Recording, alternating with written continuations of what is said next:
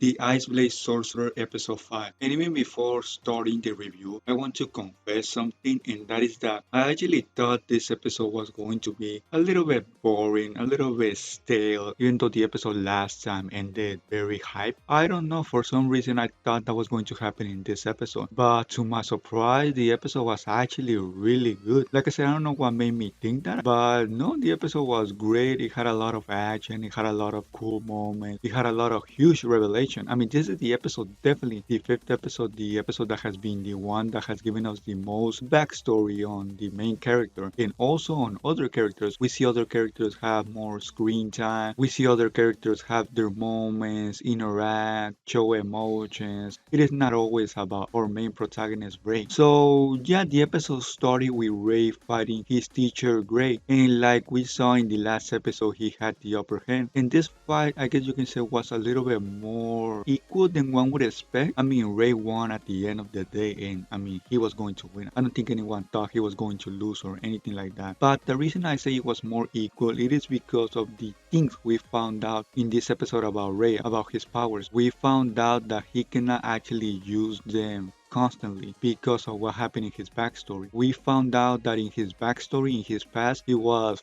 fighting with his adult friends, Abby, Lydia, Havard, and all the other ones. And yeah, there was this moment where they were basically almost defeated. And because of that, Ray went into overheat. I think that is what it is called, overheat. And what happens when you do that is that you basically create a big sphere of power or magic, sorcery, whatever you want to call it. And you make all the ground and stuff around you wither away in a way. So yeah. But like I said, not only does overheat do that, but also it has a strain on your body because we see how Ray is using his powers and he's constantly bleeding, he's suffering, and yeah, if I'm not mistaken, that was because of the overheat. He has to use Chrono Lock in Chrono Unlock, something like that, to basically hide his powers, to not show his powers. Yeah, that is actually really interesting to see. I think it was in episode 2 or 3, there was a little scene, and a scene that lasted for about 1 second or two that showed what seemed to be at that time Ray in pain, but we didn't really know if that was the case. But now that we look back on it, yeah, it was because of that. It was because he was actually in pain. We also see the reaction from his friends to learning that he's the Iceblade Sorcerer. And of course, they were shocked. But I think they were more shocked at the fact that he had the past life that he told them. He told them about his past life, about him killing people, about the reason that Havard died, and yeah, basically growing up on the battlefield and stuff like that. And yeah, they were very shocked to learn that. And because of that, they were even more inclined to be closer to him. They show a lot of emotion towards him. You know, they were there for him, they were cheering him up. And yeah, they're good friends, what can I say? One question that I had while watching the episode was if that his teacher lost the ability to walk, lost her legs because of rape, because of overheat. I mean, there wasn't a scene that was shown to us that showed her kind of beat up. I think she was in the floor or something like that, that showed her in pain. So maybe it was not because of him. I mean, I don't know. I just had that question while watching the episode. And yeah, like I mentioned before, we saw in the beginning of the first episode, literally at the start, that there was a person that died. And that person, of course, we learn in this episode is Havard. And yeah, I mean, he basically sacrificed himself for Ray. And Ray was actually really traumatized for that. He's still blaming himself for that till this day. So I don't know how he will get over that. And yeah, it is actually really sad for him. And now the new teacher that is going to take the place of Ray that went rogue is going to be Carol. We see that Carol is very, I guess you can say bright because yeah, she's very outgoing, she's very loud. And yeah, I can already see her being overly close to Ray. So that is going to be funny when that happens. By the way, I don't know if you all had the same feeling that I had while watching the episode. And that is of having this feeling that something is going to happen to Lydia, the teacher, the master of Ray. I don't know, I had this feeling throughout the whole episode, kind of like it was foreshadowing that something was going to happen to her. Because yeah, the episode put a lot of attention to her since she first took care of Ray because his village was basically blown apart because of the constant war, because of the constant battles. We see throughout the whole episode how she's really nice, she cares a lot about Ray, and I'm saying a lot really lightly because, I mean, she does really care about Ray. And yeah, I don't know, I had the feeling that the episode was casting a shadow towards Lydia, sort of implying, sort of saying that maybe something bad is going to happen to her. I can perfectly see that happening, to be honest, because that will make a perfect revenge mini arc for Ray. I can see that happening because, I mean, in a way, it almost makes sense that it happens. But to be honest, I don't know anything about the author, so